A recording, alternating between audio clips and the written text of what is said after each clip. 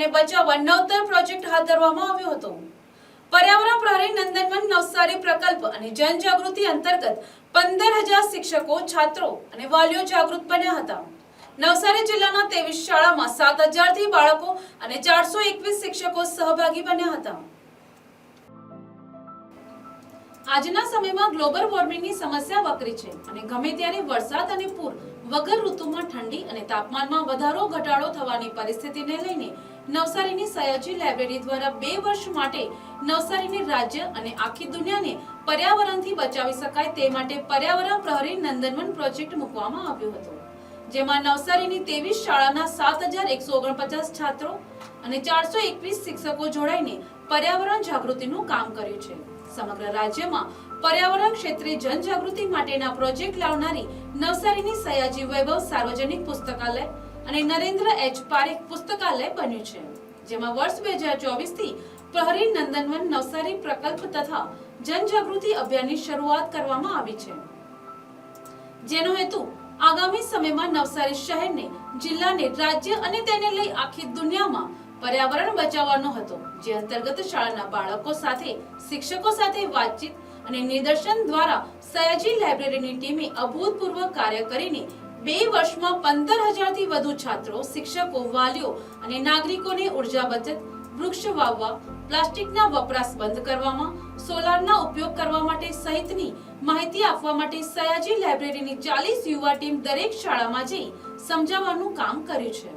આ પ્રસંગે પત્રકાર પરિષદમાં માધવીબેન શાહ, પ્રશાંત પારેખ અને દીપક પરીખે સંબોધી હતી। આજે અમારી સમગ્ર ટીમ સાથે આ મીટિંગનું આયોજન થયું છે અને અહીંયા જે પર્યાવરણ પ્રહરી નંદનવન નવસારી પ્રોજેક્ટ અને સાથે જનજાગૃતિ અભિયાનની માહિતી આપવામાં આવી એ અંતર્ગત સયાજી લાઇબ્રેરીએ કાર્બન ઇમિશન ઓછું કરીને બાળકો થકી વિવિધ પ્રવૃત્તિઓ કરાવી છે અને ખૂબ પાયારૂપ કાર્ય થયું છે। એના માટે એક 23 શાળાઓના લગભગ 7,000 થી ઉપર વિદ્યાર્થીઓ આમાં સહભાગી થયા હતા અને પર્યાવરણ માટે જાગૃત થઈને એક આદત એમને સંસ્કારમાં સ્વરૂપે લઈ લીધી છે, સ્વીકારી છે અને જેના લીધે ખૂબ મોટું કાર્ય થયું છે। એના અંતર્ગત શ્રેષ્ઠ શાળા પુરસ્કાર પ્રદાન કરવામાં આવશે, જેના ફંક્શન્સ 24 અને 25મી જાન્યુઆરીએ મતિયા પાટીદારવાડીમાં રાખ્યા છે અને સાથે ડોક્ટર ચેતનસિંહ સોલંકી, જે સોલાર મેન ઓફ ઇન્ડિયા, ક્યાં તો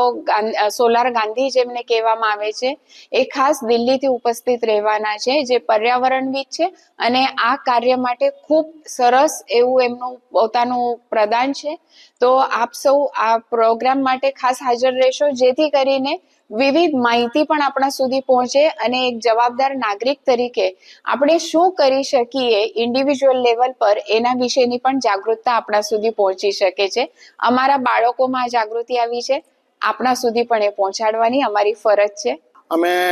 પર્યાવરણ પ્રહરી નંદનવન નવસારી પ્રોજેક્ટ છેલ્લા 1.5 વર્ષથી આ લાઇબ્રેરી હસ્તક ચાલુ છે અને એના અનુસંધાનમાં લગભગ 23 શાળાઓના જે બાળકોએ મહેનત કરી છે, તો મારો મુખ્ય ધ્યેય અને અમારું જે પરિણામ અમને જે જોઈએ છે એ જ છે કે આ બાળકો પોતાના પરિવાર અને મિત્રો સુધી આ પર્યાવરણની જાગૃતિ અંગે વાતો પહોંચાડે અને આપણે પર્યાવરણને થતું નુકસાન બચાવી શકીએ। પર્યાવરણ એટલે માત્ર ઝાડ રોપવા અને એનું જતન કરવું નહીં, પરંતુ પાણી, વીજળીનો બચાવ, પેટ્રોલનો બચાવ અને એને સાથે સાથે જે વૃક્ષો વાવીએ છે એનું જતન પણ કરીએ અને પ્લાસ્ટિકના ઝબલાનો અને અન્ય ચીજોનો ઉપયોગ બંધ કરીએ કે જે પર્યાવરણને નુકસાન કરે છે, એ હેતુ પહોંચાડવાનો છે અને અમને ખાતરી છે કે અમે એમાં ખૂબ સફળતા પ્રાપ્ત કરીશું અને 24 અને 25નો જે અમારો કાર્યક્રમ છે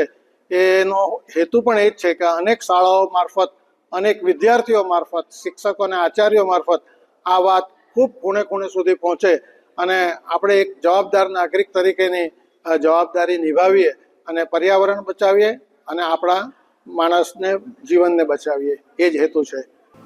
bureau report, NTC news, Navsari.